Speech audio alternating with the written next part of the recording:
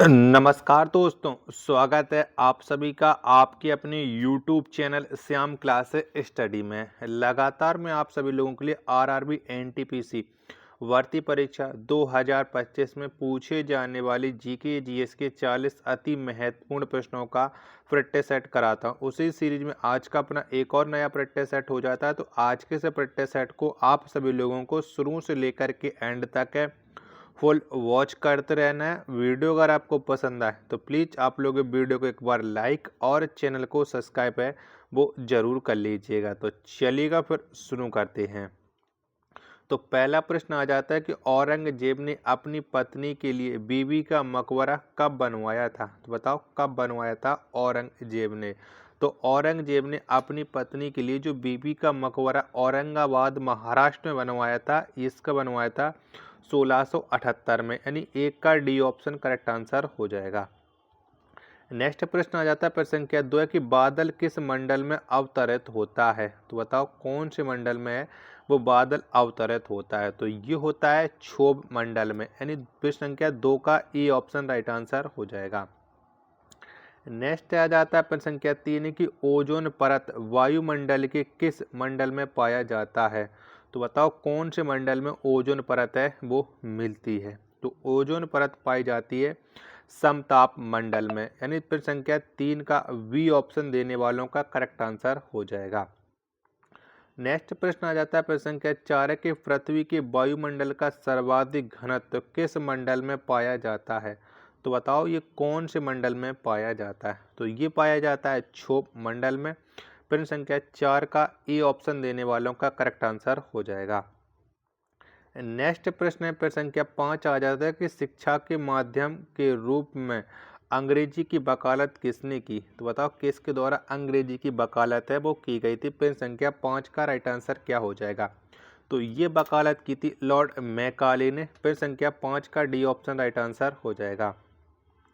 प्रश्न संख्या 6वां आ जाता है कि भारतीय जागृति का जनक किसे कहा जाता है। तो बताओ किसको कहते हैं भारतीय जागृति का जनक। तो ये कहा जाता है राजा राममोहन राय को। प्रश्न संख्या 6 का सी ऑप्शन देने वालों का करेक्ट आंसर हो जाएगा। अगला प्रश्न आ जाता है प्रश्न संख्या 7 है कि भारतीय प्रशासनिक सेवा किसके शासनकाल में प्रारंभ हुई थी। तो बताओ किसके शासनकाल में भारतीय प्रशासनिक सेवा वो शुरू की गई थी। प्रश्न संख्या 7 का राइट आंसर क्या हो जाएगा। तो प्रशासनिक सेवा ये लॉर्ड कॉर्नवालिस के शासनकाल में वो प्रारंभ की गई थी, यानी प्रश्न संख्या 7 का ए ऑप्शन देने वालों का राइट आंसर हो जाएगा। नेक्स्ट प्रश्न आ जाता है प्रश्न संख्या 8 है कि राष्ट्रीय विकास परिषद की स्थापना कब हुई थी। तो बताओ कब हुई थी। प्रश्न संख्या 8 का राइट आंसर क्या हो जाएगा। तो राष्ट्रीय विकास परिषद की स्थापना 6 अगस्त 1952 में की गई थी, यानी 8 का ए ऑप्शन राइट आंसर हो जाएगा। नेक्स्ट प्रश्न है प्रश्न संख्या 9 आ जाता है कि अंतर्राष्ट्रीय परिषद का अध्यक्ष कौन होता है। तो बताओ कौन होता है। तो अंतर्राष्ट्रीय परिषद का जो अध्यक्ष है वो प्रधानमंत्री होता है। प्रश्न संख्या 9 का बी ऑप्शन करेक्ट आंसर हो जाएगा। प्रश्न संख्या 10 हो जाता है अपने के सामने कि 14 बैंकों का राष्ट्रीयकरण कब हुआ था। तो बताओ कब हुआ था। तो 14 बैंकों का जो राष्ट्रीयकरण हुआ था ये हुआ था 1969 में, यानी 10 का सी ऑप्शन देने वालों का करेक्ट आंसर हो जाएगा। नेक्स्ट प्रश्न आ जाता है प्रश्न संख्या 11 कि नंगा पर्वत शिखर किस राज्य में है। तो बताओ कौन से राज्य में ये नंगा पर्वत पाया जाता है। तो ये है हिमाचल प्रदेश में, यानी 11 का डी ऑप्शन देने वालों का राइट आंसर हो जाएगा। नेक्स्ट प्रश्न है प्रश्न संख्या 12 आ जाता है कि विश्व विरासत दिवस कब मनाया जाता है। तो बताओ कौन सी तिथि को विश्व विरासत दिवस है वो मनाया जाता है। तो ये प्रत्येक वर्ष 18 अप्रैल को मनाया जाता है। 12 का डी ऑप्शन राइट आंसर हो जाएगा।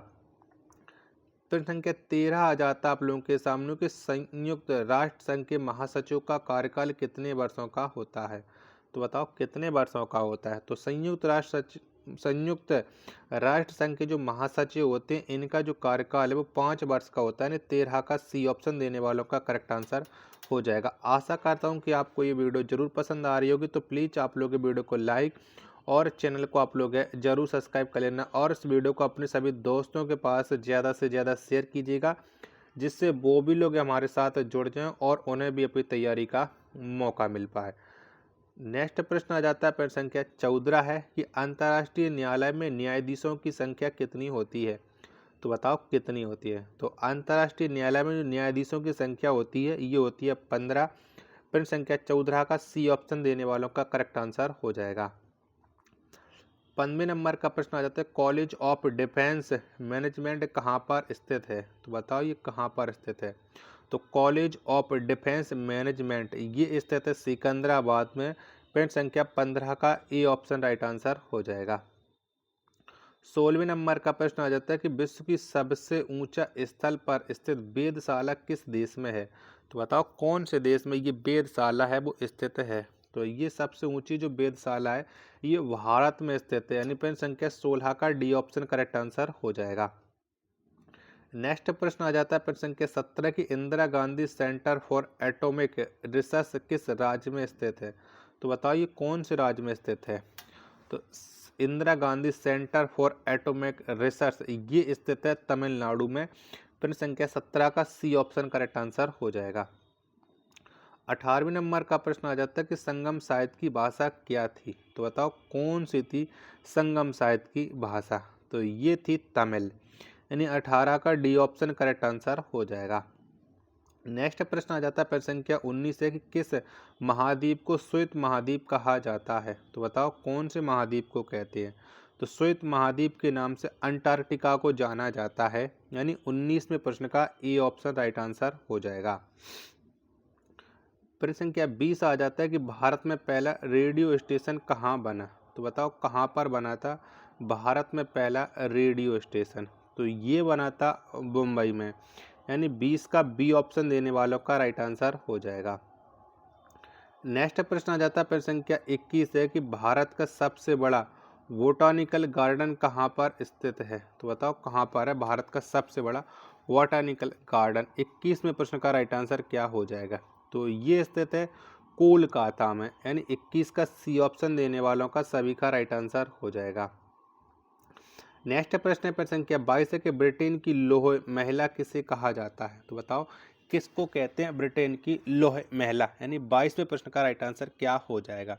तो मार्गरेट थैचर को कहा जाता है, यानी 22 का ए ऑप्शन देने वालों का राइट आंसर हो जाएगा।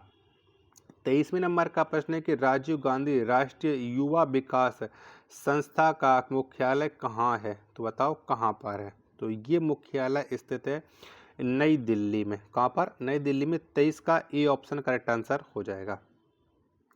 24वें नंबर का प्रश्न आ जाता है कि विधि दिवस कब मनाया जाता है। तो बताओ कब मनाते हैं। तो विधि दिवस ये प्रत्येक वर्ष 26 नवंबर को मनाया जाता है। इसी दिन हम संविधान दिवस भी मनाते हैं, यानी 24 का सी ऑप्शन करेक्ट आंसर हो जाएगा। 25वें नंबर का प्रश्न आ जाता है कि विश्व की प्रथम परख नली शिशु कौन है। तो बताओ कौन है। तो विश्व की जो प्रथम परख नली शिशु ये लूसी ब्राउन। कौन है लूसी ब्राउन, यानी 25 का डी ऑप्शन करेक्ट आंसर हो जाएगा। 26वें नंबर का प्रश्न आ जाता है कि भारत आने वाले प्रथम रूसी प्रधानमंत्री कौन थे। तो कौन थे वो सबसे पहले रूस के प्रधानमंत्री जो भारत आए थे। तो ये थे निकोलाई बुल्गानिन, यानी 26 का बी ऑप्शन करेक्ट आंसर हो जाएगा। 27वें नंबर का प्रश्न है कि अंतर्राष्ट्रीय न्यायालय के न्यायाधीशों का कार्यकाल कितने वर्षों का होता है। जब तक मैं आपको प्रश्न संख्या 27 के चारों ऑप्शन दिखा रहा हूँ तब तक आप लोग वीडियो को लाइक करके चैनल को आप लोग जरूर सब्सक्राइब कर लेना, और इस वीडियो को आप अपने सभी दोस्तों के पास ज़्यादा से ज़्यादा शेयर कीजिएगा। प्लीज़ आप लोग सपोर्ट कीजिएगा, आप लोग बिल्कुल भी चैनल का सपोर्ट नहीं कर रहे हो। तो बताओ अंतर्राष्ट्रीय न्यायालय के न्यायाधीशों का कार्यकाल कितने वर्षों का होता है। चारों ऑप्शन आपकी स्क्रीन पर शो हो चुके हैं। तो ये कार्यकाल होता है 9 वर्ष का। 27 का डी ऑप्शन करेक्ट आंसर हो जाएगा। 28वें नंबर का प्रश्न आ जाता है आधुनिक अंतर्राष्ट्रीय विधि का जनक किसे कहा जाता है। तो बताओ किसको कहते हैं। तो आधुनिक अंतर्राष्ट्रीय विधि का जनक ये कहा जाता है ग्रोसियस को, यानी 28 का ए ऑप्शन करेक्ट आंसर हो जाएगा। 29वें नंबर का प्रश्न है कि मानवाधिकार दिवस कब मनाया जाता है। तो बताओ कब मनाते हैं। तो मानवाधिकार जो दिवस है ये प्रत्येक वर्ष 10 दिसंबर को मनाया जाता है। 29वें प्रश्न का बी ऑप्शन करेक्ट आंसर हो जाएगा। प्रश्न संख्या 30 आ जाता है आपके सामने कि जीवाश्म नेशनल पार्क किस राज्य में अवस्थित है। तो बताओ कौन से राज्य में ये जीवाश्म नेशनल पार्क है। तो ये स्थित है मध्य प्रदेश में। कहाँ पर है? मध्य प्रदेश में है। 30 का बी ऑप्शन राइट आंसर हो जाएगा। नेक्स्ट प्रश्न आ जाता है प्रश्न संख्या 31 से कि पर्यावरण शिक्षा का मुख्यालय कहाँ स्थित है। तो बताओ कहाँ पर है। तो पर्यावरण शिक्षा का जो मुख्यालय है वो अहमदाबाद में है, यानी 31वें प्रश्न का डी ऑप्शन करेक्ट आंसर हो जाएगा। 32वें नंबर का प्रश्न आ जाता है कि भारतीय सुदूर संवेदी संस्था कहाँ स्थित है। तो बताओ ये कहाँ पर है। भारतीय सुदूर संवेदी संस्था, यानी 22वें प्रश्न का आंसर आपको देना है। चारों ऑप्शन है वो आपकी स्क्रीन पर शो रहा है। तो ये स्थित है देहरादून में, यानी 32वें प्रश्न का सी ऑप्शन देने वालों का राइट आंसर हो जाएगा। अगला प्रश्न आ जाता है आपके सामने प्रश्न संख्या 33 कि भारत में प्रचुर मात्रा में उपलब्ध महत्वपूर्ण नाभिकीय ईंधन कौन है। तो बताओ कौन सा है। तो महत्वपूर्ण जो नाभिकीय ईंधन है वो है थोरियम। 33 का ए ऑप्शन करेक्ट आंसर हो जाएगा। प्रश्न संख्या 34 आ जाता है कि विश्व में सबसे बड़े व घने वन किस देश में है। तो बताओ कौन से देश में है। तो विश्व में सबसे बड़े व घने वन ये स्थित है ब्राजील में, यानी 34 का डी ऑप्शन देने वालों का राइट आंसर हो जाएगा। 35वें नंबर का प्रश्न आ जाता है कि वृहद बेसिन किस देश में अवस्थित है। तो बताओ कौन से देश में है ये वृहद बेसिन। 35वें प्रश्न का राइट आंसर क्या हो जाएगा। तो ये है ऑस्ट्रेलिया में, बी ऑप्शन राइट आंसर हो जाएगा। 36वें नंबर का प्रश्न आ जाता है कि हवाई द्वीप का पुराना नाम क्या है। तो बताओ कौन सा है।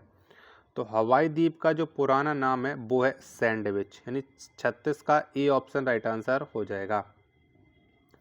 37वें नंबर का प्रश्न आ जाता है किस देश में सबसे अधिक अम्लीय वर्षा होती है। तो बताओ कौन से देश में होती है।